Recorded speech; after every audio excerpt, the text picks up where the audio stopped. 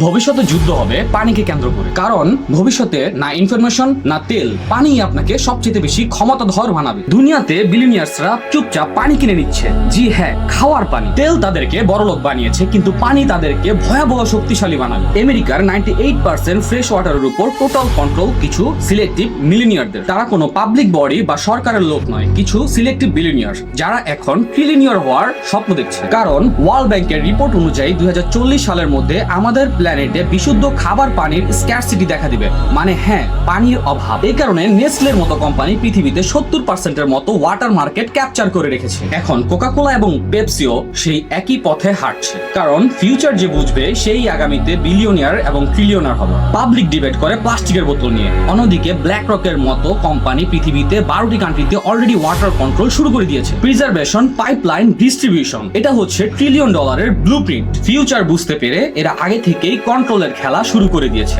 আপনি স্টক, ক্রিপ্টোর মতো জিনিস নিয়ে ব্যস্ত, অন্যদিকে দুনিয়ার এলিটরা সোর্সেসের উপর কন্ট্রোল করে নিচ্ছে। কারণ যার কন্ট্রোল পানির উপর আছে, এগ্রিকালচার, মাইগ্রেশন, হিউম্যানিটি সবকিছু তার কন্ট্রোলে চলে আসবে। দুনিয়াতে আসল পাওয়ার গেম হলো কন্ট্রোল নিয়ে খেলা। কন্ট্রোল এবং ডমিন্যান্স মানে হচ্ছে ক্রেজি অ্যামাউন্ট অফ ওয়েলথ।